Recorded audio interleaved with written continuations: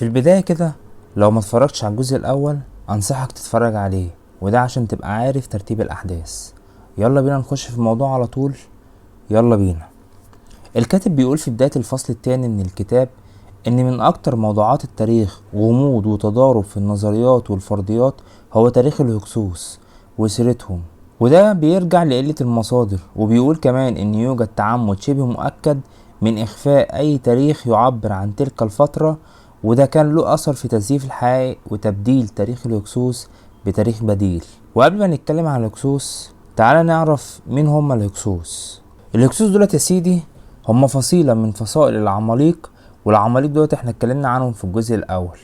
المهم، الدراسات والابحاث التاريخية اثبتت ان منطقة بئر السبع كانت موقع للعمالقة، وكمان الاكتشافات الاثرية اللي لقوها على محيط وادي غزة. ده غير ان الهكسوس ما سكنوش الممالك والسهول الخصبة، وكمان ما اشتغلوش في الزراعة ولا حتى الصيد. هم اختاروا الرعي وحياة البدو والفروسية والقتال والهجوم على القبائل المحيطة زي الفايكنج كده.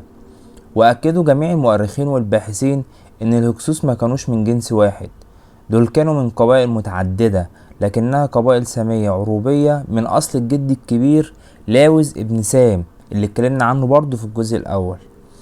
وبما اننا عرفنا مين هم الهكسوس، لازم نعرف مين اللي سماهم بالاسم ده.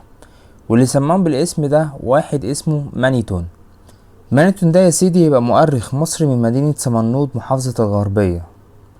المهم، مانيتون ده كان كاهن في عهد الملك بطليموس الثاني سنة 280 قبل الميلاد. والملك ده كلف مانيتون بكتابة تاريخ مصر القديمة. أما مانيتون ما كدبش خبر، وأخد الموضوع بكل جدية، واعتمد في كتاباته على الوثائق اللي ثابتة الحضارة المصرية واللي كانت موجودة في دور حفظ الوثائق بالمعابد، بالإضافة إلى وثائق الإدارات الحكومية وغيره.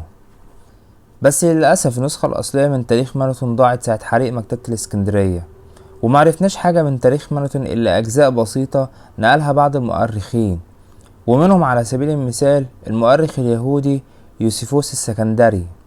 وده اللي حاول بعد كده في سجلاته إن يرفع من شأن بني جنسه، وكتب إن اليهود هم نفسهم الهكسوس اللي غزوا مصر بعد انهيار الدولة الوسطى.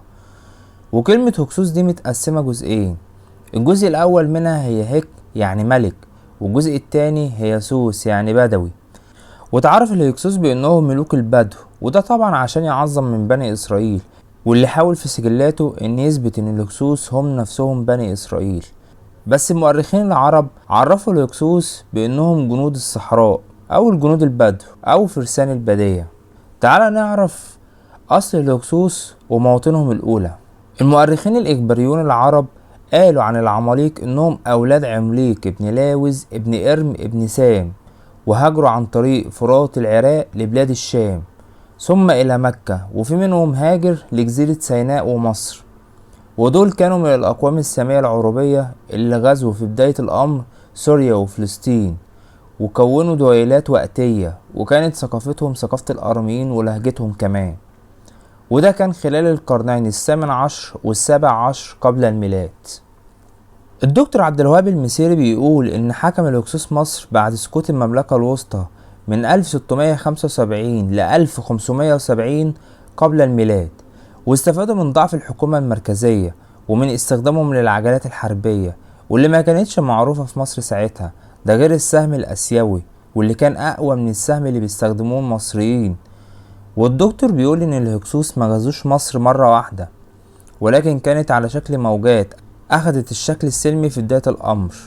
بحكم إنهم بدو فكانوا بيدخلوا للساقية والتجارة، والحكاية دي فضلت تتكرر كتير لغاية لما حصل الغزو، والموضوع ده أخد مئات السنين، ودي كانت تعتبر شبه طريقة اللي ما يتسموش. مهم الكاتب قال إن من الأطياف دي دخلوا مصر فيما بعد وخلوا أفاريس أو أواريس هي العاصمة، والمصريين طبعا رفضوا الغزو وبدأوا في المقاومة على يد والد أحمس الأول، ثم على يد أخيه كاموس، ثم على يد أحمس الأول، وطردوا الهكسوس خارج مصر. والهكسوس جابوا ورا على حصن شاروهين بمعنى تل الفرع جنوب فلسطين بالقرب من بئر سبع. أحمس يسكت على كده؟ لا طبعا، يوم يحاصر الهكسوس 3 سنين، وفي ناس قالت إنهم كانوا 6 سنين لغاية لما سابوا الحصن ورجعوا على حصونهم اللي في مجده اللي هي تل المسلم حاليا، ويجي تحتمس التالت يكمل الحصار لغاية لما سابوها، ونفس الكلام في أريحة وتل العجول وشكيم، وفضلوا كده لغاية لما خرجوا من فلسطين. راح الهكسوس طلعوا على شمال سوريا في سهل البقاع. الجيش المصري يسكت على كده؟ وربنا أبدا، دول فضلوا وراهم لغاية لما الهكسوس كقوة عسكرية وسياسية تم إضعافها وأصبحت غير قادرة على المقاومة. بس في حاجة بقى، وهي ان النصوص المصرية متعلقة بفتوحات تحتمس الثالث بتوضح انهم ما سابوش سوريا ولبنان وفلسطين والاردن كشعب، بل تشير النصوص الى الغنائم والنصر فقط. وده دليل قاطع على ان الهكسوس عموريين وكنعانيين من سكان فلسطين والشام وبلاد الرافدين. تعال نعرف صفات الهكسوس. اتصف الهكسوس بصفات كتيرة نابعة من ثقافتهم وأصلهم العرقي وطبيعة المجتمعات اللي وفدوا إليها بحكم كثرة غزواتهم زي ما قلنا. وأهم صفة طبعا هي الصفة العسكرية، لأنهم أصلهم محاربين واشتهروا بالعجلات الحربية والأقواس المركبة وإنشاء الحصون والأسوار السميكة.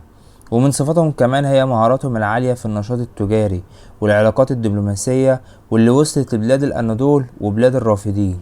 الكاتب بيقول ان الهكسوس كانوا مثقفين ومتحضرين، وده وفقا للاكتشافات الأثرية اللي بتبين تقدم الهكسوس في كتير من النواحي، وعلى رأسهم زي ما قلنا هي العلوم العسكرية والتخطيط والتجارة وصناعة الفخار والمجوهرات والحدادة والزراعة، وان فترة حكمهم كانت فترة سلام وازدهار، وحافظ على اللغة المصرية القديمة كونها اللغة الرسمية للحكومة، وسمحوا للمصريين الوصول لأعلى المستويات والمناصب في الدولة.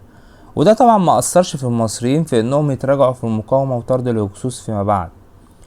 ومن الاكتشافات المدهشة هي العثور على مخطوطة رند، وهي تعد أقدم مؤلف علمي وصل لنا من علوم الرياضيات في القرن ال17 قبل الميلاد، وده كان في حكم الملك الهكسوسي أبو فيس. والبردية دي ساعدت في معرفة الرياضيات المصرية، وده عشان البردية دي بتعرض 84 مسألة عملية في مختلف مجالات الإدارة والبناء وحل المشكلات العملية وحساب الأشكال الهندسية. وبكده نبقى خلصنا الجزء التاني من الكتاب. بس طبعا عشان تبقوا عارفين ان ده مش كل حاجة، انا خدت اللي انا شايفه من وجهة نظر مهم، ده غير ان قايل في الجزء الاول اني مش هقدر اقول كل حاجة في الكتاب. لو استفدت حاجة عرفني، ولو ما استفدتش برضه عرفني. ما تنساش اللايك والشير والاشتراك في القناة، والسلام عليكم ورحمة الله وبركاته.